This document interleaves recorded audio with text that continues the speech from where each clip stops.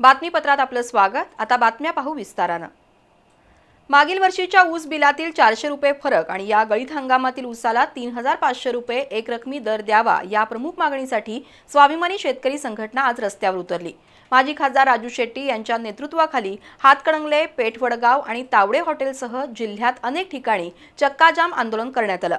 रत्नागिरी ते नागपूर हा राष्ट्रीय महामार्ग हातकणंगले इथं पाऊण तास रोखून धरला होता। ठिकठिकाणी झालेल्या चक्काजाम आंदोलनामुळे जिल्ह्यातील वाहतूक मोठ्या प्रमाणात खोळंबली होती। 21 नोव्हेंबरला बैठकीत तोडगा निघाला नाही तर रविवारी 26 नोव्हेंबरला पुणे-बेंगलोर राष्ट्रीय महामार्ग शिरोली इथं रोखून धरण्याचा इशारा शेट्टी यांनी दिला।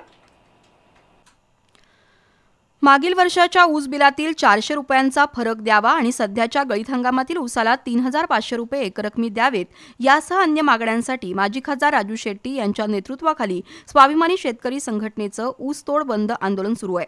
2 दिवसापूर्वी जिल्हाधिकारी कार्यालयात झालेल्या बैठकीमध्ये याबाबत तोडगा निघाला नसल्यानं आज संघटनेनं राज्यभर चक्काजाम आंदोलन केलं। आज सकाळी 11 वाजता हातकणंगले इथल्या एसटी स्टँड समोरील चौकामध्ये खासदार राजू शेट्टी यांच्या उपस्थितीत चक्काजाम आंदोलनाला सुरुवात झाली।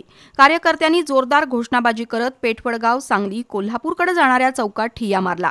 संघटनेच्या मागण्या मान्य केल्याशिवाय साखर कारखाने सुरू करू देणार नाही, त्याचबरोबर पोलिसांनी चुकीच्या पद्धतीनं कार्यकर्त्यांवर गुन्हे दाखल करू नयेत, अन्यथा आम्हालाही त्याच पद्धतीनं उत्तर द्यावं लागेल। 21 नोव्हेंबरला जिल्हाधिकारी कार्यालयात पुन्हा बैठक होणार असून त्यात तोडगा निघाला नाही तर रविवारी 26 नोव्हेंबरला पुणे-बेंगलोर हा राष्ट्रीय महामार्ग पुलाची शिरोलीजवळ रोखून धरण्याचा इशारा यावेळी राजू शेट्टी यांनी दिला। चक्काजाम करून आम्ही सरकारला इशारा देतोय, 21 तारखेला काही निष्पन्न झालं नाही तर पुढच्या रविवारी म्हणजे 26 नोव्हेंबरला आता राष्ट्रीय महामार्ग आम्ही रोखणार आणि त्यानंतर मग खऱ्या अर्थानं संपूर्ण महाराष्ट्रामध्ये एक आंदोलनाचा भडका उडाल्याशिवाय राहणार नाही। या आंदोलनामुळे या चौकातील वाहतूक ठप्प झाली होती। सर्व मार्गावर वाहनांच्या रांगा लागल्या होत्या।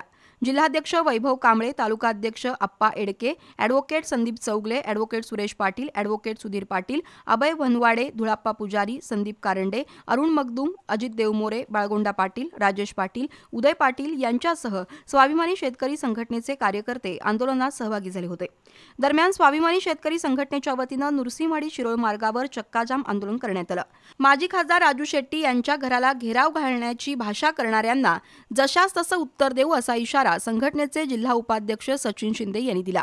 यावेळी प्रशांत कुंभोजे, राहुल सूर्यवंशी, संतोष पाटील, अक्षय पाटील, अविनाश गुदले, अण्णासो चौगले यांनी मनोगत व्यक्त केली। आंदोलनात ध्रुव रुकडे, नितीन बरगाले, अमृत आणोजे, तानाजी निकम, नितीन शेट्टी, जयवंत कोले, आय पटेल, गौतम किनिगे, अजित दानोळे यांच्यासह शेकडो कार्यकर्ते सहभागी झाले होते। दरम्यान आंदोलन अंकुशनं या चक्काजाम आंदोलनात सहभाग घेऊन पाठिंबा दिला। स्वाभिमानी शेतकरी संघटनेनं पन्हाळा तालुक्यात कोल्हापूर-रत्नागिरी महामार्ग कोतोली फाटा इथं अडवला। महामार्गावर आंदोलन केल्यानं काही काळ रस्त्याच्या दुतर्फा वाहनांच्या लांबपर्यंत रांगा लागल्या होत्या। यावेळी आंदोलकांनी जोरदार घोषणाबाजी केली। पन्हाळा पोलिसांनी आंदोलकांची समजूत काढून वाहतूक सुरळीत केली। यावेळी स्वाभिमानी युवा अध्यक्ष विक्रम पाटील, दगडू गुरुवळ, रामभाऊ चेचर, रवी पाटील यांच्यासह स्वाभिमानीचे कार्यकर्ते उपस्थित होते। दरम्यान कागल शहर, सिद्धनेरली नदी किनारा, केनवडे फाटा आणि सेनापती कापशी इथं चक्काजाम आंदोलन करण्यात आलं। स्वाभिमानी शेतकरी संघटनेच्या कार्यकर्त्यांनी कागल बस स्थानकासमोरील छत्रपती शिवाजी महाराज यांच्या पुतळ्याजवळ मानवी साखळी करून चक्काजाम आंदोलन केलं। वाहतूक काही काळ ठप्प झाली होती। आंदोलनात स्वाभिमानीचे जिल्हा उपाध्यक्ष सागर कोंडेकर, प्रभू भोजे, राजेंद्र बागल, सचिन घोरपडे, सतीश पाटील, आनंदा पाटील, दीपक हेगडे, संतोष मगदूम यांच्यासह कार्यकर्ते सहभागी झाले होते। दरम्यान कोल्हापूर गगनबावडा रस्त्यावर सांगरुळ फाटा कोपार्डे इथं सकाळी 10 वाजता घोषणाबाजी करत चक्काजाम आंदोलन सुरू झालं। ऊस दराच्या मागण्या घेऊन गेल्या 2 महिन्यापासून कारखानदारांसमोर आंदोलनं केली, पण एकाही कारखानदारानं याबाबत चकार शब्दही काढलेला नाही। त्यामुळे कारखानदारांनी आता तातडीनं निर्णय घ्यावा असं शेतकरी संघटनेचे जिल्हाध्यक्ष ज्ञानदेव पाटील यांनी सांगितलं। तर कारखानदारांनी आंदोलन मोडून काढण्यासाठी अनेक पातळ्यांवर प्रयत्न सुरू केलेत, मात्र शेतकरी वाचला तर कारखानदार वाचतील, अन्यथा साखर कारखानदारी धोक्यात येईल असं बाजीराव देवाळकर यांनी सांगितलं। यावेळी पांडुरंग शिंदे, गुणाजी शेलार, पांडुरंग केमळेकर, सुनील कापडे, भिवा पाटील, पांडुरंग पाटील, बळीराम बळीराम पाटील, शिवाजी पाटील, श्रीकांत पाटील, SB पाटील यांच्यासह शेतकरी उपस्थित होते. दरम्यान इचलकरंजीतील पंचगंगा नदी पुलाजवळ रस्त्यावर ठिय्या मारून आंदोलकांनी इचलकरंजी, हुपरी आणि कर्नाटक सीमा भागाकडे जाणारा मुख्य रस्ता अडवला.